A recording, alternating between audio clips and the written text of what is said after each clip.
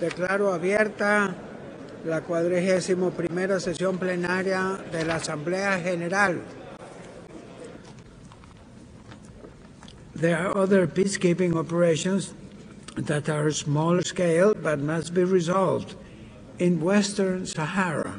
For example, the decolonization process has been stalled since the United Nations mission for the referendum in Western Sahara, MINURSO, was deployed to monitor the ceasefire and organize a referendum in 1991. Despite the best efforts of the diplomatic community, the territory remains occupied, and I am personally concerned about the human rights abuses taking place.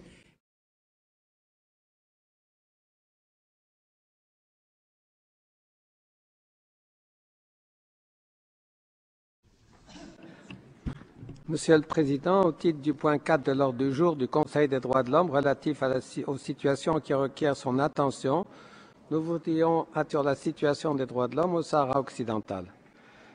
France Liberté ne cessera jamais de soutenir et répéter que le Sahara occidental continue de figurer parmi les territoires non autonomes, alors que le Maroc ne figure pas sur la liste de puissances administrantes. Par conséquent, ce que le Royaume du Maroc appelle ses provinces du Sud, ou Sahara marocain, constitue par contre un territoire non autonome où vit un peuple souverain, le peuple sahraoui, à qui le droit à disposer librement de ses ressources a été nié par la colonisation espagnole d'abord et l'occupation de facto du Maroc par la suite.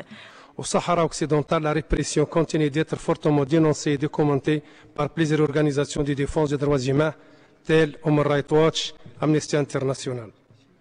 Depuis quelques mois, les dépassements contre la population sahraoui sont plus intenses. Interdiction de sortie vers l'étranger, comme pour les 6 jeunes sahraouis qui ont été empêchés le 6 août dernier par les autorités marocaines de se rendre à Londres pour participer à une conférence à l'initiative de l'organisation Talk Together.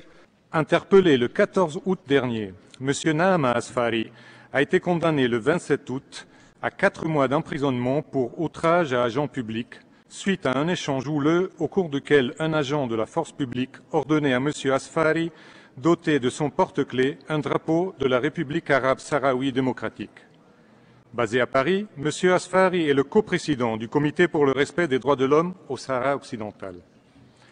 Parmi les violations des droits de l'homme constatées dans les territoires du Sahara occidental, qui demeurent marqués du sceau de l'impunité, il y a le recours systématique à la torture et l'intimidation des victimes, les disparitions forcées, les arrestations arbitraires.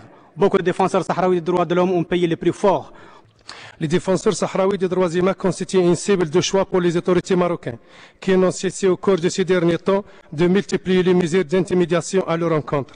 L'État marocain persiste à violer de manière flagrante et systématique la liberté d'expression du peuple sahraoui, dans un seul but, nier au peuple sahraoui le plein exercice du droit à l'autodétermination. Comme le signale Amnesty International, le refus des autorités marocaines s'inscrit dans le cadre plus général d'une série de mesures imposées par le gouvernement pour restreindre l'exercice légitime de la liberté d'expression. Il faut croire que l'engagement affiché par le Royaume du Maroc en matière de protection et promotion des droits humains ne vaut qu'à l'intérieur de ses propres frontières et ne s'applique pas au territoire non autonome qu'il occupe depuis 3 décennies.